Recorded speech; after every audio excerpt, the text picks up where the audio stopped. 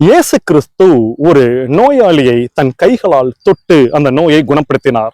ஷீரடி சாய்பாபா அதே போல் பல நோயாளிகளுக்கு தன் கைகளால் தொட்டு குணப்படுத்தினார். இது போல பல மகான்களுக்கு பார்க்கிறோம். இதெல்லாம் எப்படி நடக்கிறது? நம்மளால செய்ய முடியாதா?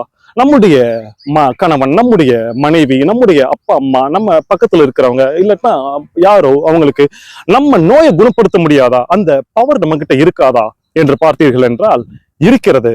இத பொதுவா யாருமே வெளியில சொல்ல கூடாது. நானுமே இதுவரைக்கும் நான் சொன்னதே இல்லை. இப்பொழுது அப்பட்டமாக இந்த வீடியோல நான் சொல்றேன். அந்த மந்திரத்திற்கு பெயர் சர்வ ரோக் நிவாரணி மந்திரம். இந்த மந்திரத்தை எப்படி உச்சாரணை பண்ணணும் அப்படிங்கிற அந்த உபதேசத்தையும் நான் இப்பொழுதே நான் சொல்கிறேன், கேளுங்கள்.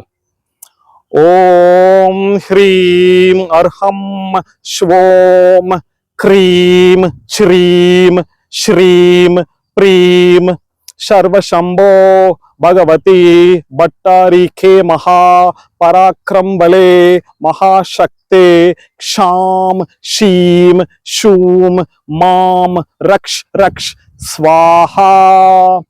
இந்த மந்திரத்தை எப்படி சொல்லணும் அப்படின்னு பாத்தீங்கன்னா 21 நாட்களுக்குள்ள 1,50,000 முறை நீங்கள் சொன்னீர்கள் என்றால் உங்களுக்கு இந்த மந்திரத்திற்கான சித்தி அமைகிறது. அது மட்டுமல்லாமல் தொடர்ந்து உங்கள் வாழ்நாள் முழுவதும் இந்த மந்திரத்தை ஒவ்வொரு நாளும் 108 முறையாவது நீங்கள் சொல்லிக்கொண்டே வந்தீர்கள் என்றால் இந்த மந்திரம் உங்களுக்கு சித்தியாக அமைகிறது. சரியா?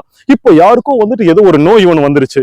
நீங்கள் அந்த நபரை, அது எந்த உறுப்புல அந்த நோய் இருக்கோ, வயிற்றுல, இதயத்துல, அந்த இடத்துல உங்களுடைய கையை வச்சுட்டு இந்த மந்திரத்தை 3 முறை உங்கள் மனதிற்குள் சொல்லி இந்த நோய் இந்த நபரை விட்டு விலகி செல்லட்டும் என்று சொன்னீர்கள் என்றால் அந்த நோய் அந்த நபரை விட்டு விலகி செல்லும். உங்களுக்கும் அது வராது. அப்படியே அது பிரபஞ்சத்தோடு கரைந்து போய்விடும். அந்த நோய் போய்விடும்.